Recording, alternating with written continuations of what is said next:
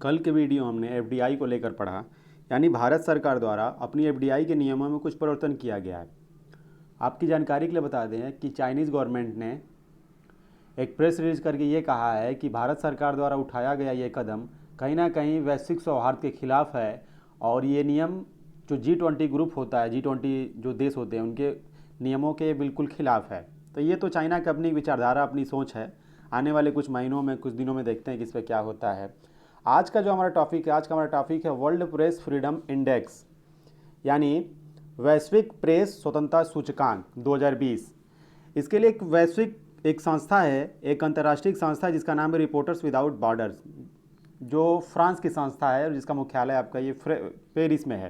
ठीक है, ये हर साल प्रेस की स्वतंत्रता को लेकर इंडेक्स जारी करती है। यानी ये इस रिपोर्ट में ये बताया जाता है कि कोई भी जो देश है, उस देश की जो मीडिया है, यानी उस देश का जो प्रेस है, किस हद तक स्वतंत्रता से कार्य कर पाता है। यानी किसी भी खबर को फैलाने के लिए, किसी की खबर को शेयर करने के लिए वो उस देश में कितना स्वतंत्र है। ठीक है, इस आधार पर रैंकिंग जारी होती है।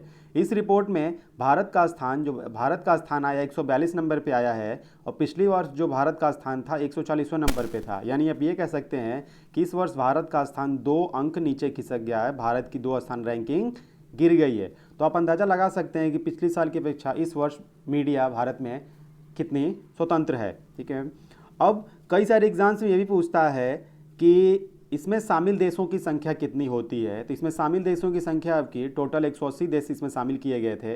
यानी ये भारत की जो स्थान 142 आया है, 180 देशों के सापेक्ष भारत का जो स्थान आया है 142 नंबर पे आया है। और कोई भी इंडेक्स जब जारी होता है, जैसे आप ले लीजिए कोई भी human development index, global gender gap index, ease of doing business index, या यही index world press freedom index, ये किसी ना किसी जब ये इंडेक्स जब जारी किए जाते हैं तो इनके साथ कहीं ना कहीं इंडिकेटर्स होते हैं। यानी उन इंडिकेटर्स के आधार पर, उन अवयवों के आधार पर ये पूरी जो इंडेक्स होती है, पूरी जो रिपोर्ट्स होती है, उस आधार पर वो जारी की जाती है। ठीक है, तो ये रिपोर्ट भी, तो ये वाली जो रिपोर्ट है प्रेस इंडेक्स, ये भी कुल मिलाकर 7 इंडिकेटर्स के आधार पर जारी की गई है। 7 इंडिकेटर्स के आधार पर, उसमें जो इंडिकेटर्स हैं, उसमें पहला जो इंडिकेटर्स है आपका, वो पहला है प्लुरलिज्म। इसका मतलब ये होता है, हिंदी में इसे कहते हैं बहुलवाद यानी अनेकवाद। यानी किसी भी देश की जो मीडिया है वो अपनी हर तरह की ओपिनियन, यानी हर प्रकार की ओपिनियन को आज़ादी से मतलब कि बताने के लिए आज़ाद है कि नहीं है। ठीक है, और दूसरा इसे कहते हैं मीडिया इंडिपेंडेंस, यानी मीडिया की स्वतंत्रता कितनी है। आपको ये पता होगा कि जो किसी भी देश का जो मीडिया जगत होता है उसमें प्राइवेट सेक्टर, या आप ये कह सकते हैं जो कॉरपोरेट सेक्टर होता है, कुछ ना कुछ हद तक वो फंडिंग उसमें उनकी होती है। यानी उनके कुछ ना कुछ उसमें रोल होते हैं, कुछ ना कुछ उसके शेयर्स लगे होते हैं। तो आप ये अंदाज़ा लगा सकते हैं किसी भी देश की मीडिया पूरी तरीके से स्वतंत्र होती है या नहीं।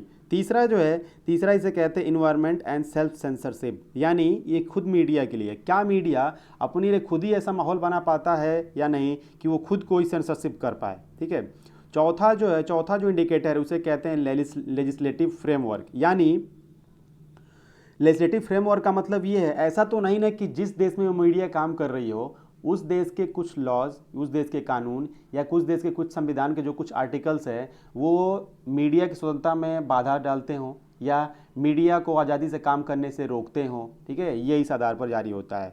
पांचवा इसे कहते हैं ट्रांसपेरेंसी का मतलब ये होता है, ये मीडिया के खुद के लिए।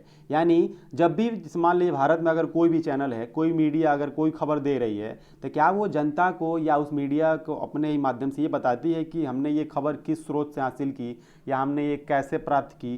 क्या ये आम जनता को या सरकार को बताती है कि नहीं? तो इस आधार पर ये ट्रांसपेरेंसी का मतलब होता है।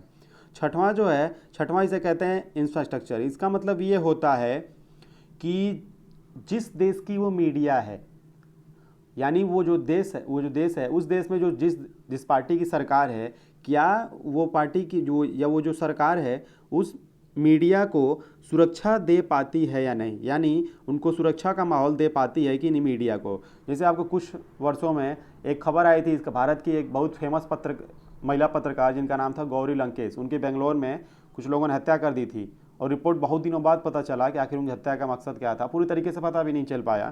ठीक है, तो वो थे ऐसी खबरें आती रहती हैं कि पत्रकारों की हत्याएं कर दी जाती हैं, तो उस आधार पर मतलब कि वो जो देश है पत्रकारों को सुरक्षित माहौल दे पाता है कि नहीं।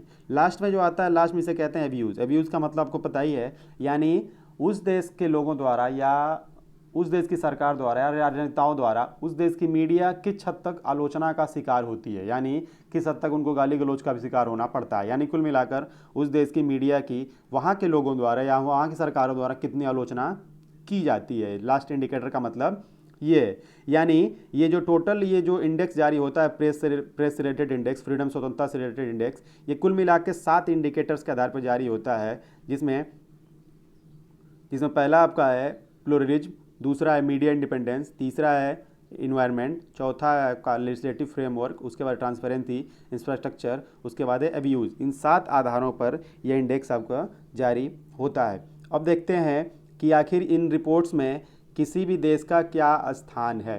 तो इसमें जो शीर्ष स्थान है वो स्थान है, एक देश है जिसको जो मिक्स्ड इकॉनमी पे चलने वाला देश है, मिश्रित अर्थव्यवस्था पर चलने वाला देश है, इसका नाम है नॉर्वे। दूसरे स्थान पे है फिनलैंड, तीसरे पे डेनमार्क, चौथे पे आपका स्वीडन है, पाँचवें पे आपका नीदरलैंड है। सबसे बुरी खबर ये है कि टॉप 10 देशों में एशिया का एक भी देश इसमें नहीं है। टॉप 10 देशों में एशिया का एक भी देश नहीं है। तो कहीं ना कहीं एशिया के सभी देशों के लिए कहीं ना कहीं ये बुरी खबर है, अच्छी बात नहीं है। तो अब चलिए कुछ उन देशों को देखते हैं जो कि या तो हमारे पड़ोसी देश हैं या कहीं ना कहीं प्रसिद्ध देश हैं। अब उसमें चलिए देखते हैं, देखिए ब्रिटेन का स्थान विश्व में 35वें नंबर पे है। एक ये यूएसए अमेरिका, जिसके राष्ट्रपति डोनाल्ड ट्रंप हैं, जहाँ पे काफ़ी कोरोना संक्रमण फैला हुआ है। तो इसमें देखिए, यानी आप ये यूएसए इतना विकसित देश होकर इसका स्थान अगर 45 नंबर पे आता है, तो कहीं ना कहीं ये अब बताता है कि उस देश में मीडिया कितनी हद तक स्वतंत्र है या नहीं है। तो ये अच्छी खबर नहीं है। उसके बाद से आपका पड़ोसी देश जो आता है आपका नेपाल का स्थान 112वें नंबर पे है। अफगानिस्तान, जिसकी स्थिति हर क्षेत्र में इस समय बिल्कुल ख़राब है, ठीक है, उसका स्थान 122वें नंबर पे है। आपका एक पड़ोसी देश, हमारा पड़ोसी देश का नाम है श्रीलंका, वो 127वें नंबर पे है। एक देश हमारा देश खुद ये जिसका 142वें नंबर पे है, यहाँ पे आप हमारा खुद का देश, हम लोगों का देश इंडिया है, 142वें नंबर पे है, 142वें नंबर पे इंडिया है। और लास्ट में हम लोगों का सबसे खास पड़ोसी देश जिसका नाम है पाकिस्तान 147वें नंबर पे है, ठीक है।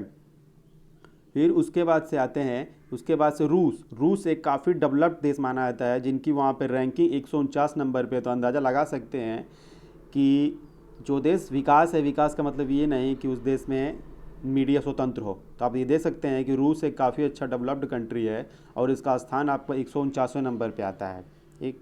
और आपका उसके बाद से आपका पड़ोसी देश है हम लोगों का बांग्लादेश, जो कि 151 नंबर पे है। और उसके बाद से चाइना ये कोई आश्चर्य वाली बात नहीं, चाइना 177 नंबर पे है। और सबसे आखिरी देश पे इसका नाम है उत्तरी कोरिया। ये तो बिल्कुल आश्चर्य की बात नहीं है कि 180 नंबर पे है, होना भी चाहिए जिस तरह का माहौल है वहाँ पे। आपको बता दें, ये दोनों जो देश हैं, चीन और उत्तरी कोरिया, ये कुल मिलाकर दोनों एक साम्यवादी देश नीतियों पर चलने वाले देश हैं। यानी यहाँ पे पूरी तरीके से सरकार का वर्चस्व होता है, यहाँ पे और निजी से क्षेत्र का या कॉर्पोरेट सेक्टर का कोई योगदान, यानी पूरी तरीके से वो स्वतंत्र नहीं होते हैं, ठीक है। तो ऐसे देशों को बोला जाता है साम्यवादी। ये दोनों देश जो चीन और उत्तरी कोरिया हैं, ये दोनों के दोनों देश साम्यवादी देश पर, साम्यवादी नीतियों पर चलने वाले देश हैं, यानी दमनकारी नीतियों पर चलने वाले देश हैं, ठीक है। आपकी जानकारी के लिए बता दें, ये जो चीन का स्थान 177 आया है, ये जो रिपोर्ट, इसमें जो डेटा शामिल किया गया, भले ये रिपोर्ट 2020 की हो, लेकिन इसमें जो डेटा शामिल किया गया है वो डेटा इसमें 2019 का है। यानी ये डेटा तब का है जब तक ये पूरे विश्व में कोरोना नहीं फैला था। तो आने वाला जो रिपोर्ट होगा, यानी जो रिपोर्ट आने वाली 2021 को जो रिपोर्ट आएगी, संभावना आप ये लगा सकते हैं कि जो चाइना की जो नीतियाँ फ़िलहाल कोरोना को लेकर दिख रही हैं हर जगह पे, मीडिया कर्मियों को लेकर, हर तरीके से लेकर, आप ये अंदाज़ा लगा सकते हैं कि चाइना हो सकता है अगली रिपोर्ट में 178 या 179 या 180 तक भी आए, तो कोई आश्चर्य की बात नहीं होगी। तो ये था आपका, ये सभी देशों की, अलग अलग देशों की ये रैंकिंग थी, जिसमें आपने देखा कि पहला स्थान पे नॉर्वे, भारत का स्थान आपका 142, पाकिस्तान का 147, उसके बाद से आपका आएगा रूस 149, चीन 177 और सबसे आखिरी में आपका आएगा आपका 180। तो आपको इसमें सबसे ज़रूरी ये याद करना होता है, इसमें टॉप 5 देशों को याद करना पड़ता है और लास्ट में 2 देशों के नाम आपको याद करना पड़ता है और अपने कुछ पड़ोसी देशों के नाम याद करना पड़ता है, जो परीक्षा में काफ़ी काम आते हैं। पाकिस्तान, भारत, अफगानिस्तान, श्रीलंका, नेपाल, बांग्लादेश, इनके स्थान भी एग्जामों में पूछता रहता है, ठीक। अब बात कर लेते हैं थोड़ा सा, ये जो संस्था है, जो संस्था बार बार एक संस्था का जिक्र हो रहा है, जिस संस्था का नाम है रिपोर्टर्स विदाउट बॉर्डर्स, ठीक है। एक उसके पहले थोड़ा ये समझिए, ये आप देख रहे हैं इस वेबसाइट से ये पिक्चर लाया, जिसमें रेड कलर से ये बताया गया है कि डिफ़िकल्ट सिचुएशन में है। तो देखिए इसमें जो इंडिया है, इंडिया आपका यहाँ पे डिफ़िकल्ट सिचुएशन में आता है। और देखिए लास्ट में जो एक रैंक लास्ट में जो भारत, ये जो पड़ोसी देश हमारा जो है चाइना का यहाँ पे जो रैंक है, चाइना का जो रैंक आया था 177, देखिए यानी ये जो ब्राउन कलर के जो बताया गया काफ़ी डेंजरस जोन में है। तो देखिए चाइना का स्थान जो था 170 नंबर पे था। ये साफ बता रहा है कि चाइना में मीडिया बिल्कुल भी स्वतंत्र वहाँ पे नहीं है, यानी किसी भी हद तक मीडिया स्वतंत्र नहीं है, ठीक है। अब बात कर लेते हैं उस संस्था की। इस संस्था ये रिपोर्ट जारी करता है, बता ही चुका मैं, रिपोर्टर्स विदाउट बॉर्डर्स नाम की एक संस्था है जो जारी करती है। इस संस्था का जो मुख्यालय है वो आपका एक देश है, इसका नाम है फ्रांस की राजधानी है पेरिस में इसका मुख्यालय है। एक उसकी स्थापना इस जो मुख्यालय है, ये जो संस्था, इस संस्था की स्थापना 1985 में हुई थी। 1985 में इसकी स्थापना की गई थी। और इसके जो निदेशक हैं, इसके वर्तमान जो निदेशक हैं, उनका नाम है क्रिस्टोफे डिलोर।